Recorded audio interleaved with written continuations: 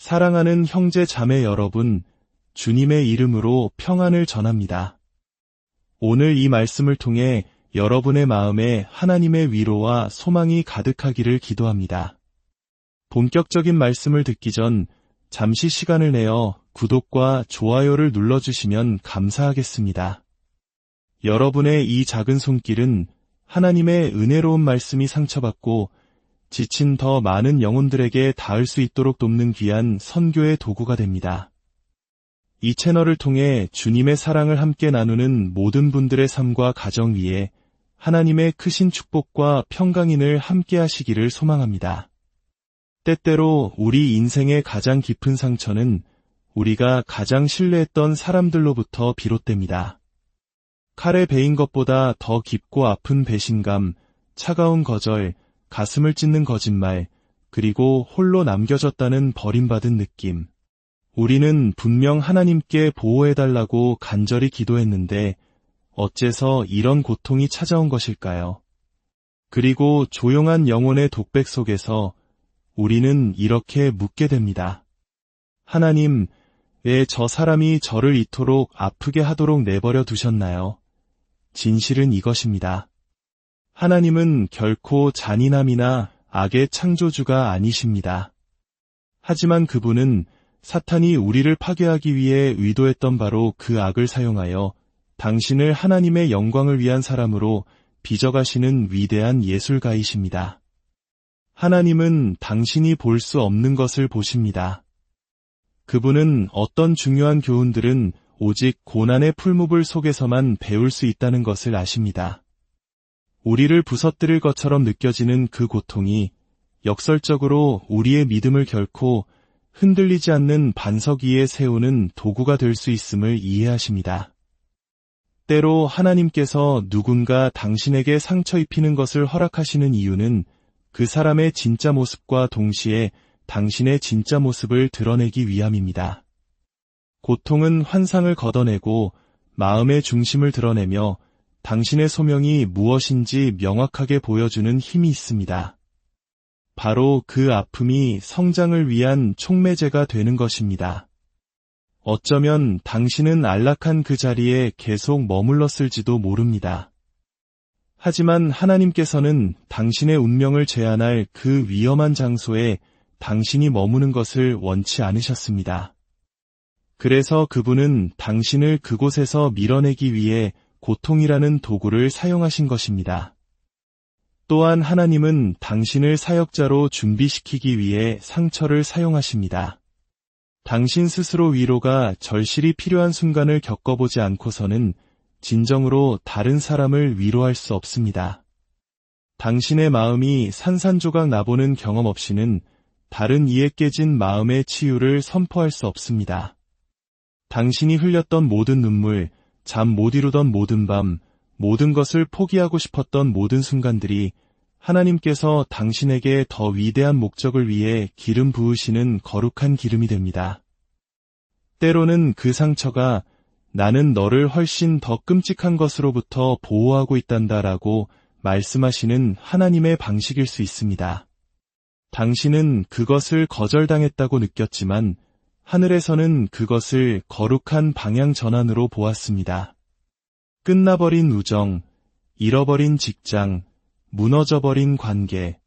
만약 그것들이 당신 곁에 계속 머물렀다면 당신을 파괴했을 것이기에 하나님께서는 그것들을 제거할 필요가 있다는 것을 알고 계셨습니다. 그리고 하나님께서 당신을 치유하실 때 그분은 단순히 당신을 이전의 상태로 되돌려 놓지 않으십니다. 그분은 당신을 더욱 강하고 더욱 지혜로우며 더욱 분별력 있는 사람으로 만드십니다. 당신을 무너뜨렸다고 생각했던 바로 그 사람들은 언젠가 자신들이 입혔던 상처가 당신의 위대한 간증이 태어난 출생지가 되었음을 목격하게 될 것입니다. 당신을 파괴하려던 그것이 당신이 하나님의 선하심과 신실하심을 선포하는 강단이 될 것입니다. 그러니 지금 당신이 고통의 한가운데를 지나고 있다면 그 아픔을 낭비하지 마십시오. 쓴뿌리가 당신 마음에 자리 잡게 두지 마십시오. 모든 것을 이해하시는 그분께 당신의 상처를 가져가십시오. 우리 주님께서도 배신당하시고 거짓 비난을 받으셨으며 가장 가까웠던 이들에게 버림받으셨습니다. 그러나 그분은 모든 것을 이겨내셨습니다. 그리고 그분이 이기셨기에 당신도 이길 수 있습니다. 고통은 일시적이지만 그 고통이 만들어낼 영광은 영원할 것입니다. 오늘은 이해할 수 없을지라도 언젠가 뒤돌아보며 이렇게 고백할 날이 올 것입니다. 이제야 알겠습니다. 하나님은 처음부터 모든 순간에 함께 하셨군요. 그 아픔은 끝이 아니었습니다. 그것은 하나님께서 당신 안에서 행하시는 더 위대한 일의 시작이었습니다. 그리고 그 일이 완성되었을 때 당신은 모든 눈물이 그만한 가치가 있었음을 깨닫게 될 것입니다. 우리는 배신, 거절, 부당한 대우라는 깊은 아픔에 직면할 때 가장 먼저 하나님, 왜입니까? 왜 이런 일이 일어나도록 허락하셨습니까? 라고 묻습니다. 여기서 우리는 중요한 사실을 이해해야 합니다. 하나님은 악의 창조주가 아니시라는 것입니다. 그분은 순결하고 거룩하며 정의로우신 분입니다. 그분은 잔인함을 계획하시거나 사람들의 마음에 악의를 심지 않으십니다. 모든 상처의 근원은 죄이며 사람들의 자유로운 선택이 종종 고통을 유발합니다. 하지만 하나님께서 고통을 일으키시지는 않지만 때로는 그 고통이 우리에게 닿기 전에 그분의 손을 거치도록 허락하십니다. 이는 우리를 파괴하기 위함이 아니라 우리를 정련하기 위함입니다. 우리는 이야기의 한 페이지만을 볼 수 있지만 전체 이야기를 보시는 하나님을 섬기고 있습니다. 그분은 모든 결정의 결과를 아시고 모든 마음에 숨겨진 의도를 꿰뚫어 보시며 모든 상황의 장기적인 영향을 이해하십니다. 그분의 신성한 지혜 안에서 그분은 우리의 영적 성장에 가장 중요한 몇몇 교훈들은 편안함의 계절에는 결코 배울 수 없다는 것을 아십니다. 우리의 믿음이 시험받고 우리의 인격이 빚어지며 그분에 대한 우리의 의존도가 깊어지는 것은 바로 인생의 시련이라는 압력 속에서입니다. 만약 우리가 고통을 겪지 않는다면 그분의 치유의 깊이를 결코 알지 못할 것입니다. 상실을 경험하지 않는다면 그분의 회복의 충만함을 결코 이해하지 못할 것입니다. 하나님께서 고통을 허락하실 때 그것은 그분의 부재의 신호가 아닙니다. 오히려 그것은 그분이 우리 삶에 깊이 개입하고 계시다는 신호일 때가 많습니다. 그분은 보이지 않는 곳에서 활발히 일하시며 우리 삶에 깨진 조각들마저도 그분께 영광을 돌리는 하나의 거대한 이야기로 엮어가고 계십니다. 창세기에 나오는 요셉의 이야기를 떠올려 보십시오. 그는 자신의 형제들에게 노예로 팔려갔습니다. 하나님께서 형들의 질투나 배신을 일으키신 것은 아니지만 그것을 허락하셨습니다. 왜일까요? 구덩이는 왕궁으로 가는 길이었기 때문입니다. 배신은 축복으로 가는 다리였습니다. 우리 자신의 삶에서도 우리가 겪는 고통은 우리의 소명을 가로막았을 상황, 관계, 환경으로부터 우리를 밀어내는 거룩한 손길일 수 있습니다. 농부가 포도나무에 더 많은 열매가 맺히게 하려고 가지를 치는 것처럼 하나님께서는 때때로 인생의 상황이라는 칼날이 불필요한 것들을 잘라내어 새로운 성장이 일어나도록 허락하십니다. 그리고 여기에 아름다운 진실이 있습니다. 하나님은 결코 고통을 낭비하지 않으십니다. 모든 눈물, 모든 잠 못 이루는 밤, 모든 혼란의 순간은 당신을 더 강하고 더 지혜로우며 더 동정심 많은 사람으로 빚으시는 그분의 손에 들린 도구가 됩니다. 당신이 골짜기에서 배운 것은 다른 이들이 자신의 골짜기를 마주했을 때 그들을 도울 수 있도록 당신을 준비시킵니다. 당신의 고통은 간증이 됩니다. 진실은 우리를 자유롭게 합니다.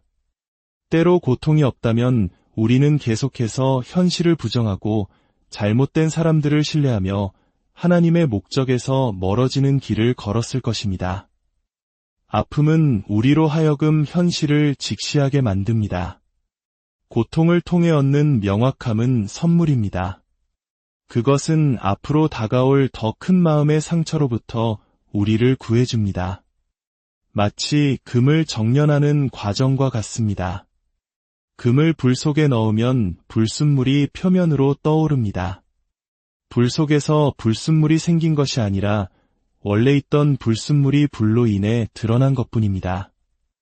마찬가지로 고통이 사람들의 마음속에 깨어짐을 만들거나 우리 자신의 결점을 창조하는 것이 아닙니다. 그것은 단지 이미 존재했던 것을 드러낼 뿐입니다.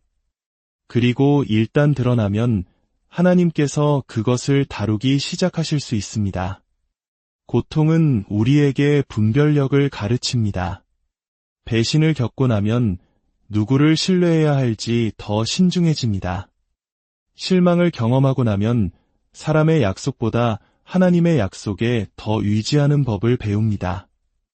이것은 당신의 마음이 강팍해진다는 의미가 아니라 지혜로워진다는 의미입니다. 고통이 가져다주는 계시는 값으로 매길 수 없습니다.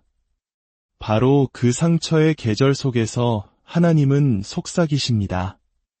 이제야 내가 너에게 보여주려 했던 것이 보이지. 우리는 때로 고통스러운 진실을 마주하기보다 편안한 거짓에 머물고 싶어 합니다.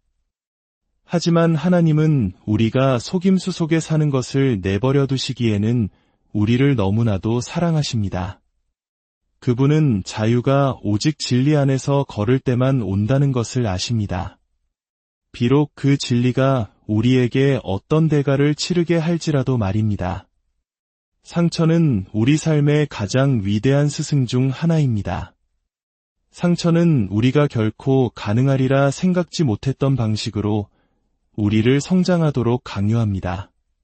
삶의 모든 것이 순탄할 때 우리는 종종 같은 일상에 머물며 변화의 불편함을 피합니다. 그러나 상처가 우리 삶에 들어오면 그것은 우리를 흔들고 우리의 안락한 지대를 파괴하며 우리에게 적응할 것을 요구합니다.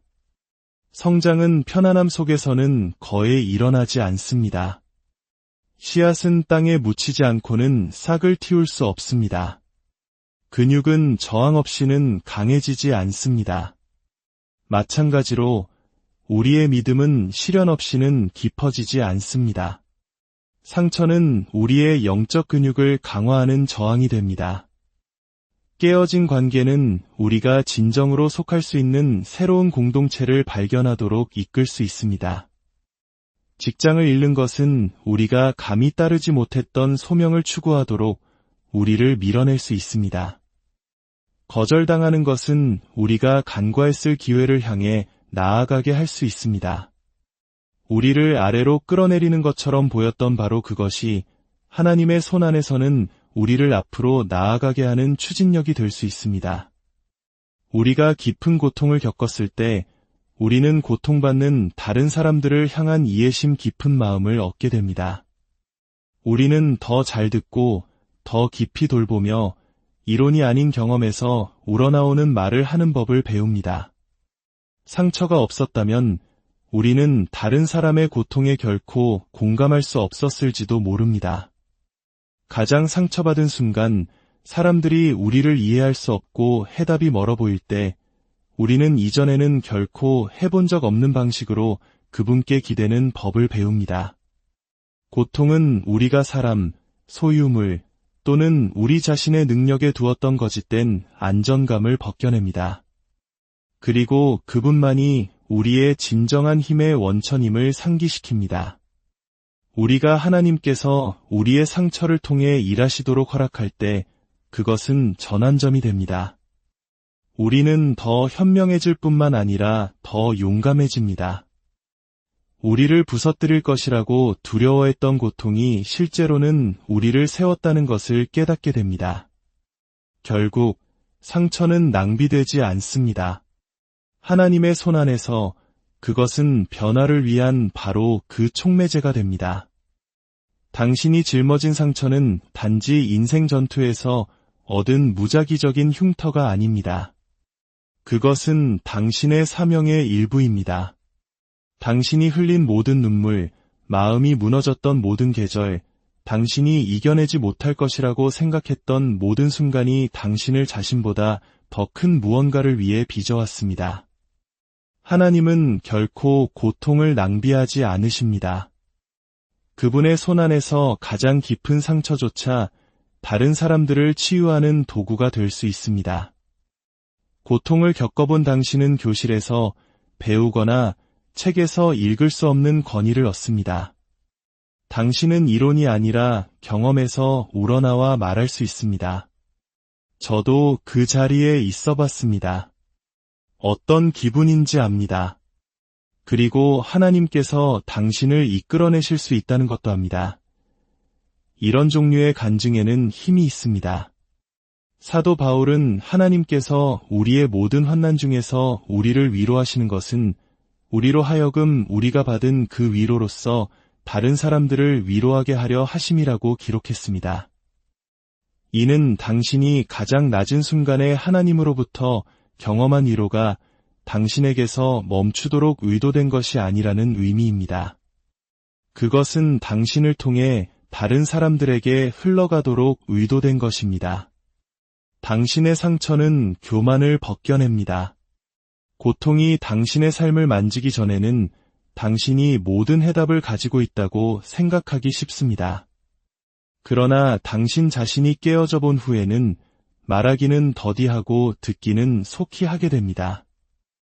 때로는 가장 강력한 사역이 세련된 연설을 하는 것이 아니라 단지 고통 속에 있는 누군가와 함께 앉아 그들이 혼자가 아님을 알려주는 것임을 배우게 됩니다. 치유된 상처는 전투가 당신을 파괴하지 않았다는 증거입니다. 그것은 하나님의 은혜가 당신을 대적한 어떤 것보다도 위대하다는 증거입니다. 당신이 그 이야기를 나눌 때 그것은 여전히 싸움의 한가운데 있는 누군가에게 희망을 줍니다. 그들은 당신을 보며 생각할 수 있습니다. 하나님께서 저 사람을 이끌어내셨다면 그분은 나도 이끌어내실 수 있을 거야. 당신의 흉터는 그분의 신실하심을 가리키는 이정표가 됩니다. 사탄은 당신의 상처가 당신을 하나님을 섬기는 데서 실격시킨다고 믿게 만들고 싶어 합니다. 그러나 진실은 그 상처들이 당신을 그 사역을 위해 준비시킨다는 것입니다. 그러니 당신의 상처를 숨기지 마십시오. 당신을 부서뜨렸던 계절들을 부끄러워하지 마십시오. 그것들은 바로 하나님께서 마음을 만지고 삶을 회복시키며 사람들을 그분께로 이끄시는데 사용하실 바로 그 간증들입니다. 거절은 때로 하나님께서 우리가 붙들고 있던 것보다 훨씬 더 좋은 것을 향해 우리를 이끄시는 방법입니다. 하나님은 우리가 볼 수 없는 것을 보십니다.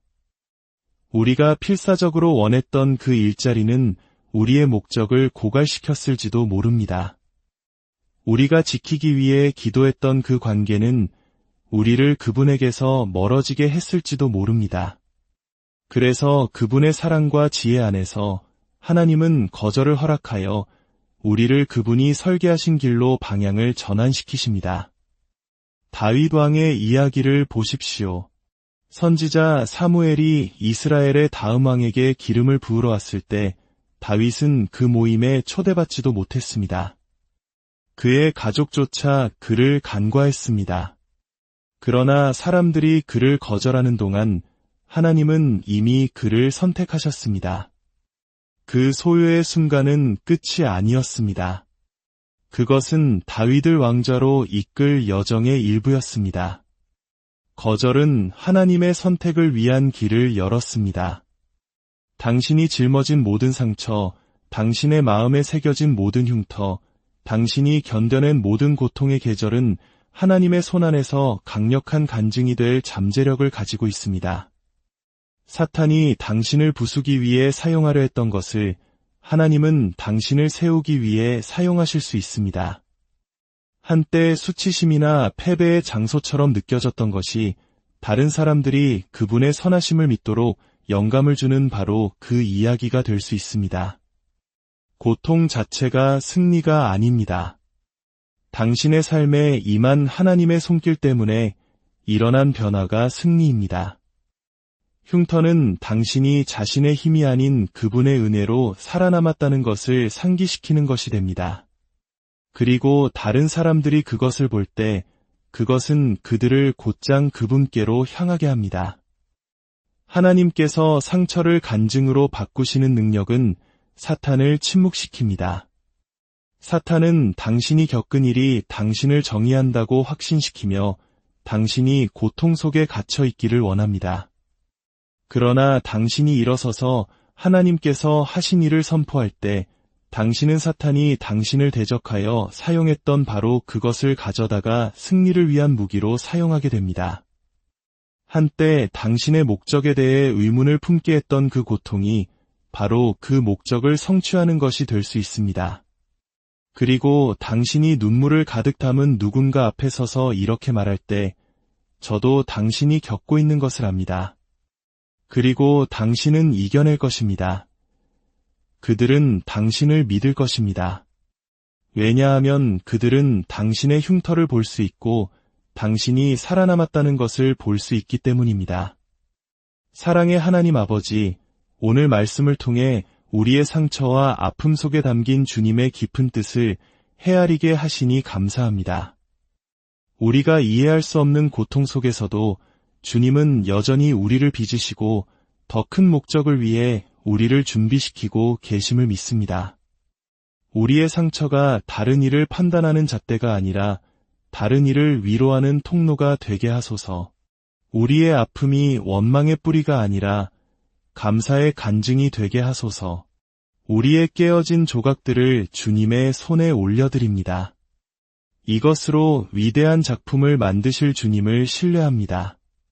당신의 상처가 별이 되어 다른 이의 밤길을 비추는 등대가 되게 하소서. 주 예수 그리스도의 이름으로 기도합니다.